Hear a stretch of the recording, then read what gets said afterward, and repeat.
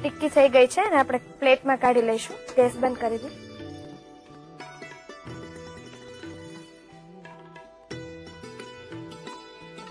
Serving પ્લેટમાં લઈએ.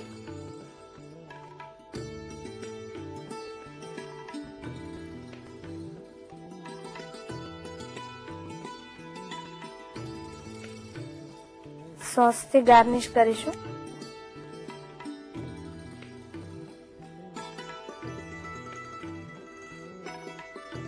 Green oats cake ready છે. તેને આપણે સ્નેક્સમાં લઈ શકીએ, સવારે બ્રેકફાસ્ટમાં પણ લઈ શકાય. એક સર્વિંગમાંથી 139 કિલો કેલરી, 12 ગ્રામ પ્રોટીન, 10 ગ્રામ ફાઈબર અને 4 ગ્રામ ફેટ રહેલી છે.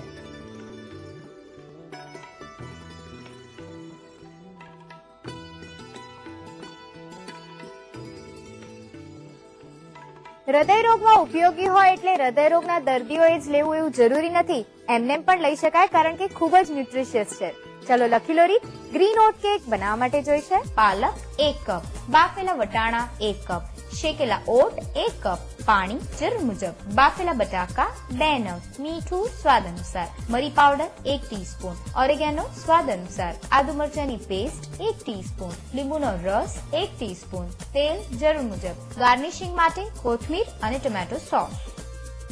ગ્રીન ઓટ કેક બનાવવા માટેની રીત. સૌપ્રથમ એક કડાઈમાં પાલક લઈ તેને શેકી લો. ત્યારબાદ તેને પ્લેટમાં કાઢી ઠંડુ થવા દો. પછીથી તેને મિક્સર જારમાં લઈ તેમાં બાફેલા વટાણા, શેકેલા ઓટ ઉમેરી બરાબર ક્રશ કરી લો.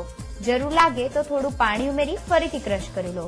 ત્યારબાદ તેને બાઉલમાં કાઢી બાફેલા બટાકાનો માવો, મીઠું, મરી પાવડર, ઓરેગેનો, આદુ મરચાની પેસ્ટ અને લીંબુનો રસ ઉમેરી બરાબર મિક્સ કરી લો.